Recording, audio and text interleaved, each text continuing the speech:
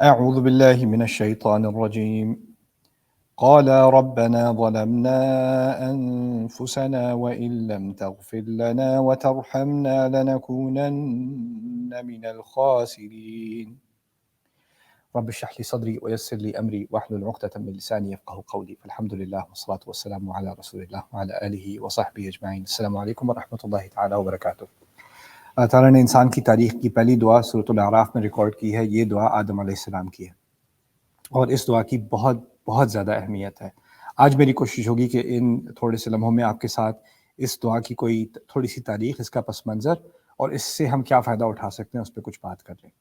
پہلی بات سمجھنے کی یہ ہے کہ جب آدم علیہ السلام کو بنایا گیا تھا تو پہلی شکایت فرشتوں نے کی تھی.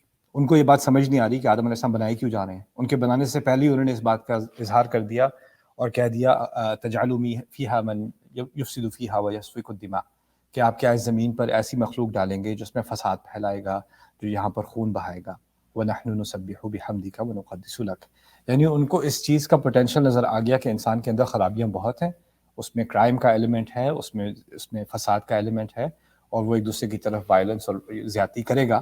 اس کا انہوں نے اظہار اللہ تعالیٰ سے کر دیا. ٹھیک ہے، اس بات سے اس کی طرف بھی اشارہ ہو گیا کہ اللہ تعالیٰ نے انسان کے بنانے سے پہلے ہی فرشتوں کو آگاہ کر دیا تھا، سب کو بتا دیا تھا کہ انسان بنایا جانے والا ہے.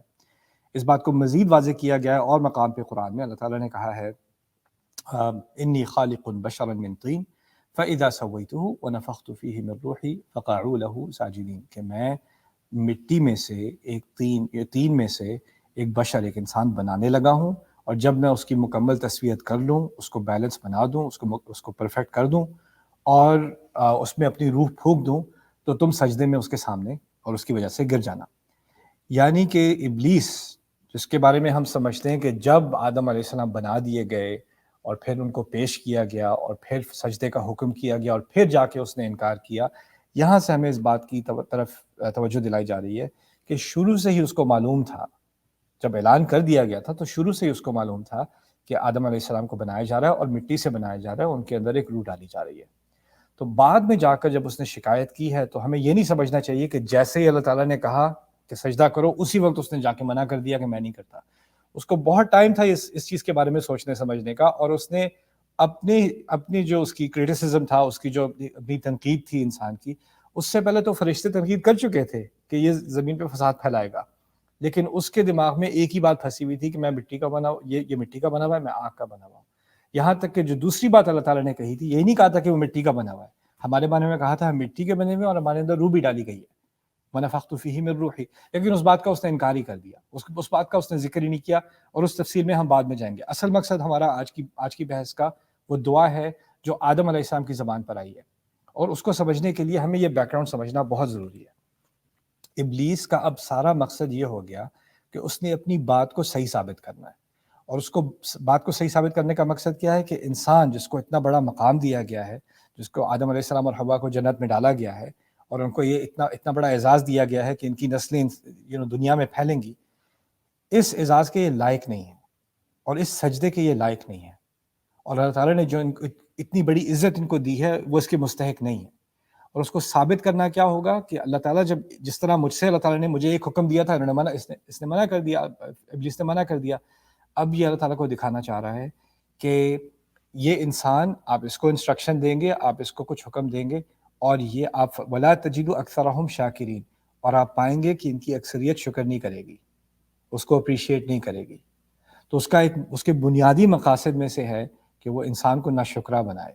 یہ بیک گراؤنڈ میں آپ کے رہنا چاہیے. ٹھیک ہے، اب اللہ تعالیٰ نے انسان کو جنت میں ڈالا ہے، ہمارے دونوں والدین اب جنت میں ہیں، اور وہاں پر جنت کے بارے میں اللہ تعالیٰ نے کیا کہا، اس کا سائز کتنا بڑا ہے، عرضها السماوات والارض، اور دوسری جگہ عرضها كعرض السماء والارض. اس کا سائز، یعنی اس کی ایکسپینس، اس کی وسعت، وہ آسمان و زمین کے برابر ہے.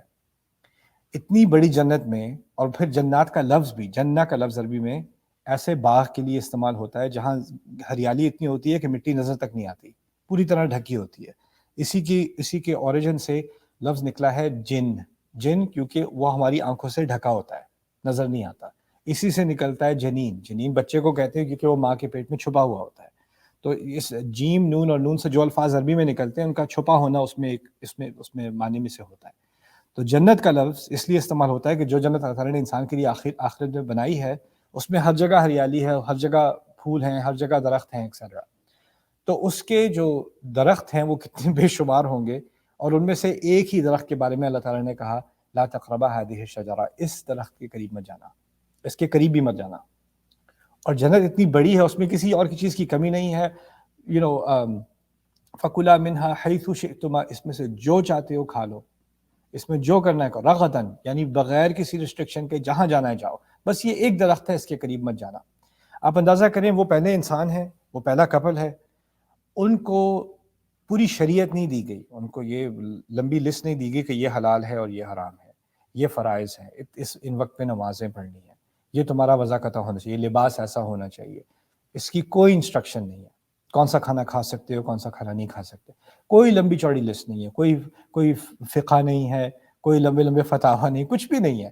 بس ایک پوری، آپ سمجھ لیں کہ اللہ تعالیٰ کا کلام جو ہے اس وقت وہ بس ایک ہی چیز ہے، ایک ہی حکم ہے. وہ کیا ہے؟ اس درخت کے پاس مت جانا، باقی جو کرنا ہے کرو، جو کرنا ہے کرو.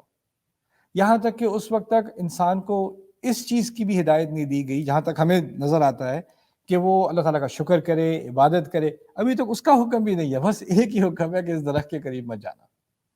اب ابلیس کو معلوم ہے کہ یہ انسان کوئی بیوقوف تو ہے نہیں، اس نے ایسے آسانی سے اس درخت تک تھوڑی پہنچ جانا ہے، اس کے پاس ساری نعمتیں، اس کو کیا ضرورت ہے؟ اگر ایک حرام چیز ہے اور جو حلال چیزیں ہیں. ابھی آج کل تو یہ ہوتا ہے نا کہ حلال کی دنیا بہت چھوٹی ہوتی ہے اور حرام کی دنیا میں بہت سارے ایڈوانٹیجز ہوتے ہیں. ہو سکتا ہے حرام طریقے کمانے کے طریقے سے آپ کے بہت زیادہ اور پیسے بن جائیں. جو حرام چیز ہے اس میں سوسائٹی جو ہے اس کے بڑے ایڈوانٹیجز، اس کے کنیکشنز ہو. اگر جھوٹ بولنا ہو، جھوٹ سے ہو سکتا ہے کہ آپ کو ڈگری مل جائے، آپ کی پروموشن ہو جائے، یا آپ کا کیس حل ہو جائے. یعنی حرام راستہ جو ہے اس میں بڑے فائدے ہوتے ہیں دنیا میں، لگتا ہے آنکھوں سے لگتا ہے حرام راستے کے فائدے ہیں، لیکن جنت میں حلال راستے کے فائدے بہت ہیں. یعنی کسی چیز کی کمی نہیں تھی حلال میں، بلکہ جنت ہے وہ. تو شیطان نے اس طرح انسان کو ورغلایا، اور وہ ایک اور ایپیسوڈ کی بات ہے، ابھی اس پہ بات نہیں ہو رہی، دعا پر آئیں گے. لیکن دعا پر لانے کے لیے میں آپ کو یہ سمجھانا چاہ رہا ہوں کہ انسان جتنا بھی نعمتوں میں ہو، جتنی بھی خوشحالی میں ہو، اور یہاں تک کہ اللہ تعالیٰ اس سے براہ راست بھی بات کر لے. یہ تو ہے نا کہ آپ نے کسی کا خطبہ سنا اور آپ بھول گئے بات، یا آپ نے کوئی کتاب میں اچھی بات پڑھی اور آپ بھول گئے. یہاں اللہ تعالیٰ نے خود براہ راست انسان سے بات کی اور کہا ہے اس درخت کو مت چھونا. ہمارے والدین سے براہ راست کہا گیا ہے. اور پھر بھی شیطان کے اندر اتنی ٹیکنیک ہے کہ وہ آہستہ آہستہ اس ایک بات سے انسان کو بھلوا لیتا ہے، بھٹکا دیتا ہے، اور ان سے پھر وہ جا کر غلطی ہوئی. اس غلطی کے بارے میں ابھی تبصرہ نہیں ہوگا، وہ بعد میں کبھی دروس میں کروں گا اپنے انشاءاللہ. لیکن اب جو میں بات بتانا چاہ رہا ہوں، جب ایک غلطی ہو گئی، ٹھیک ہے جی، ہو گئی اب غلطی. اس غلطی ہونے کے بعد اللہ تعالیٰ نے فوراً پکڑ کی. الم انہکما عن تلکما الشجرہ واقل لکما ان الشیطان لکما عدو مبین، سورۃ الاعراف میں ہے. میں نے تمہیں اس درخت سے روکا نہیں تھا، تمہیں بتایا نہیں تھا کہ شیطان تم دونوں کے لیے دشمن ہے، واضح دشمن ہے. اب اس کے جواب میں جو دعا آ رہی ہے، یہاں دعا آپ میں سے اکثر کو پہلے سے یاد ہوگی. ربنا ظلمنا انفسنا وان لم تغفر لنا وترحمنا لنکونن من الخاسرین.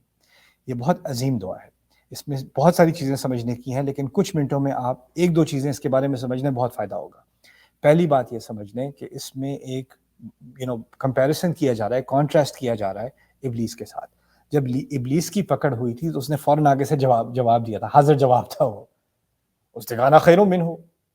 آدم علیہ السلام بھی حاضر جواب ہو سکتے تھے. جب ان کی پکڑ ہوئی ہے تو وہ یہ بھی کہہ سکتے، کیونکہ یعنی سزا کے طور پر کیا کیا جا رہا ہے، ان کو زمین پہ بھیجا جا رہا ہے. لیکن زمین پہ بھیجے جانے کا حکم تو پہلے سے جاری ہو چکا ہے، یہاں تک کہ ابلیس کو بھی معلوم ہے، فرشتوں کو بھی معلوم ہے. تو وہ تو یہ بھی کہہ سکتے ہیں کہ یہ تو سارا پلان تھا آپ کا کہ میں درخت سے کھاؤں گا، اور پھر میری قدر میں تھا کہ میں دنیا میں جاؤں، تو آپ نے سارا سیٹ اپ کیا ہے، تو اس میں میری کیا غلطی ہے، یا دوسری طرف وہ یہ بھی کہہ سکتا تھا کہ یہ شیطان کی وجہ سے میں نے کیا، میری غلطی تھوڑی ہے، اس نے ورغلایا تھا، شیطان کے قبضے میں آ گیا، اس کی باتوں میں آ گیا. تو اس کے پاس بھی ایکسکیوزز تھیں بنانے والی نا. لیکن آدم علیہ السلام نے اور ہماری مدر حوا نے اس کے بارے میں کوئی اپنی طرف سے عذرت پیش کرنے کی کوشش نہیں کی، کوئی ایکسکیوز نہیں بنائی. سیدھا کہہ دیا قالا ربنا ظلمنا انفسنا. دونوں نے کہہ دیا ہمارے رب، ہم نے اپنے نفس کے ساتھ، اپنے ہی ساتھ ہم نے ظلم کیا، ہم نے ہی یعنی اپنے غلطی کا اعتراف کیا. اس غلطی کے اعتراف کو سمجھنا بہت ضروری ہے، کیونکہ جب انسان غلطی کرتا ہے نا تو وہ شرمندہ ہوتا ہے. اور جب وہ شرمندہ ہوتا ہے تو جس کے ساتھ غلطی کی ہوتی ہے اس کا سامنا کرنا مشکل ہوتا ہے. اگر بچہ اسکول میں کلاس میں لیٹ آ رہا ہے نا تو نظریں چھپا کے جا کے بیٹھے گا. اگر آپ نے باس نے آپ کو کوئی انسٹرکشن دی تھی کہ آپ نے یہ پروجیکٹ فلانا ختم کرنا ہے اور آپ ختم نہ کر سکے، ٹائم پہ ختم نہ کر سکے، تو آپ وہ کال کرے گا تو آپ کال کرنے میں بزی ہو جائیں گے، اٹھانے میں، کیونکہ جس کا سامنا جس کو ڈس اپوائنٹ کیا ہوتا ہے نا، جس نے آپ سے توقع رکھی تھی اور آپ نے اس توقع پر آپ پورے نہیں اترے، اس کو آپ اوائڈ کرنے کی کوشش کرتے ہیں. آدم علیہ السلام نے ہمیں اب ایک بہت عظیم درس دیا ہے، آدم نے اور ہماری مدر حوا نے. وہ کیا درس دیا ہے کہ جب آپ غلطی کریں گے تو اللہ تعالیٰ سے شرمندگی ہوگی، اور جب شرمندگی ہوگی تو انسان سمجھتا ہے کہ اب میں کس منہ سے اللہ سے بات کروں، دیکھو میں نے حرکت کیا کی ہے، اب میں کس منہ سے میں نماز پڑھوں گی، اس نماز کا کیا فائدہ ہوگا، ان دعاؤں کا کیا فائدہ ہوگا. ایک طرف میری حرکتیں دیکھو، میری غلطی دیکھو، دوسری طرف دیکھو کہ میں اللہ تعالیٰ سے میں درخواست کروں، میں میری حیثیت کیا رہ گئی اب. تو اور یہی چیز شیطان چاہتا ہے کہ جس طرح اس کے اندر اب امید نہیں ہے، وہ چاہتا ہے ہمارے اندر بھی امید نہ ہو. لیکن آدم علیہ السلام نے ایک بڑی عظیم مثال دی ہے ہمیں کہ انہوں نے فوراً کہہ دیا قال ربنا ظلمنا انفسنا. دوسرا ایک بائبل سے کانٹراسٹ ہے، ایک تو ابلیس سے کانٹراسٹ ہے، دوسرا بائبل سے کانٹراسٹ. بائبل میں جو قصہ اب بدل کر بیان کیا گیا ہے اس میں کیا ہوا ہے کہ غلطی اصل میں ابلیس نے سوچا کہ وہ حوا کو اپنے یعنی اسکیم کے اندر پھنسائے، ان کو کنونس کرنے کے بعد پھر حوا جا کے آدم کو پھنسائیں گی. تو اصل غلطی حوا کی ہے، قرآن نے ایسی بات نہیں کی. فَدَلَّاهُمَا بِغُرُورٍ، اس نے ان دونوں کو پھسلایا، ان دونوں نے کہا ہم دونوں نے غلطی کی. یعنی آپ ہوتا یہ ہے کہ جب غلطی ہوتی ہے نا کسی سے، اگر دو سے غلطی ہوئی ہو تو فوراً خیال آتا ہے نہیں اصل میں ٹھیک کرنے والا تھا، اس کی باتوں میں آ گیا، اس نے پتہ نہیں کیوں مجھے روکا نہیں. پھر دوسرا کہے گا اچھا میں نہیں روکا، تم نے تو بھی نہیں روکا نا. یعنی ایک دوسرے کو بلیم کرنا شروع کر دیتے ہیں جب پکڑ ہوتی ہے اکٹھے. جیسے اسکول میں ٹیچر ہوں تو اگر میری کلاس میں بچے اگر بات کر رہے ہوں گے تو میں روکوں گا کسی کو، میں سب کو سزا ملے گی، نہیں میں نے شروع نہیں کی تھی، اس نے شروع کی تھی، اس نے پہلے یہ کیا تھا. پھر وہ کہے گا تم نے پہلے یہ کیا تھا، اور وہ ایک دوسرے پہ اشارے کر کے ایک دوسرے کو بلیم کرنے کی کوشش کر رہے ہیں. تم فی قرآن میں بھی اس چیز کا ذکر ہے کہ تم ایک دوسرے پر اشارے کرنے لگے. اس کو سائیکالوجی میں کہتے ہیں ڈیفیوژن آف رسپانسبلٹی، یعنی انسان اپنی ذمہ داری لینے کے بجائے باقی ہر جگہ پر وہ کہے کہ نہیں یہ اس کی غلطی اس لیے مجھ سے غلطی ہوئی، میری تھوڑی تھی. لیکن ان دونوں نے اکٹھے غلطی کا اعتراف کر کے کلیکٹیولی کہا ربنا ظلمنا انفسنا، ہم دونوں سے غلطی ہوئی ہے، ہمارے رب ہم دونوں نے اپنے نفس سے غلطی کی ہے. ذمہ داری لی ہے انہوں نے، اور یہ ذمہ داری لینا بھی بہت بڑا لیسن ہے، کیونکہ انسان جو ہے وہ اللہ تعالیٰ کہتے ہیں بل الانسان علی نفسہ بصیرہ ولو القی معاذیرہ، یعنی انسان کو اپنے اوپر بہت پوری نظر ہے، بصیرت سے نظر ہے اس کو اپنے اوپر، اپنی حرکات کے اوپر، اپنی سوچ کے اوپر. جتنی بھی آگے سے وہ جو ہے بہانے بناتا رہے، جتنی بھی ایکسپلینیشنز دیتا رہے، اس کو پتہ ہے وہ اصل میں کیا کر رہا ہے. لیکن میرے نزدیک اس آیت میں اور اس دعا میں جو سب سے بڑا درس ہے جس سے مجھے فائدہ ہوا ہے وہ یہ ہے کہ آپ اندازہ نہیں کر سکتے کہ انسان کو کتنا بڑا مقام دیا گیا، کتنا زبردست اعزاز دیا گیا، اور کتنی آسان سی جو ہے وہ توقع رکھی گئی. کوئی بڑا بوجھ نہیں ڈالا انسان کے اوپر، آدم علیہ السلام کے اوپر اور حوا کے اوپر، اور انہوں نے اتنے چھوٹے سے بوجھ کو وہ نہ اٹھا سکے، اور نہ اٹھانے کے بعد ان کو زمین پہ لایا گیا، یعنی ایک اتنے اونچے مقام سے اتنا نیچے لایا گیا. اور اتنا نیچے لائے جانے کے بعد انسان ڈپریس ہو جاتا ہے نا، میں کہاں تھا، میں کہاں پہنچ گیا، کہاں میں کس مقام پر تھا اور میں کتنا گر گیا. اللہ تعالیٰ نے انسانیت کے شروع سے ہی ہمیں دکھا دیا دو مخلوق کا گرنا. ایک ابلیس گرا ہے اپنے مقام سے، اور ایک آدم علیہ السلام اور حوا گرے ہیں اپنے مقام سے. لیکن جو انسان کا گرنا ہے اور ابلیس کا گرنا ہے اس میں فرق کیا ہے؟ اللہ تعالیٰ نے انسان کو ایک آفر دی ہے اور اس نے وہ آفر قبول کیا. وہ کیا ہے؟ فَتَلَقَّى آدَمُ مِن رَبِّهِ كَلِمَاتٍ فَتَابَ عَلَيْهِ، کہ اللہ تعالیٰ نے انسان کو، آدم کو اپنے الفاظ سے ملاقات کروا دی، اپنے الفاظ کچھ دے دیے اور ان کے ذریعے اس کی توبہ قبول کر لی. یہ وہ الفاظ ہیں.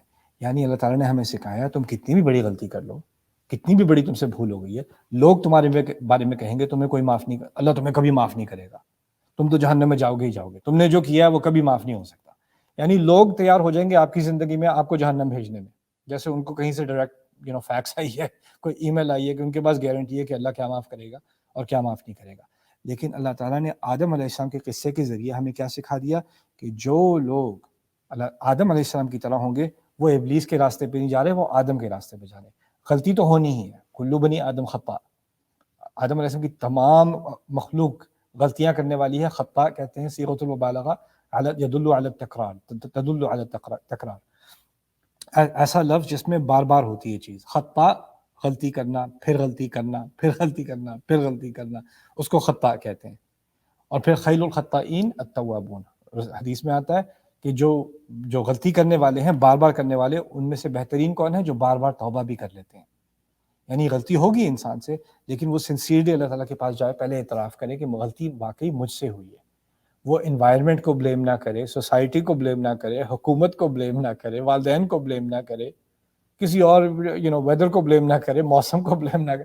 یعنی اگر آپ نے کسی پہ الزام لگانا ہے تو آپ دنیا جہاں میں کائنات پہ الزام لگا سکتے ہیں کہ اس کی وجہ سے ہوا ہے، میری وجہ سے تھوڑی، لیکن پہلے خود ذمہ داری رہے، ربنا ظلمنا انفسنا۔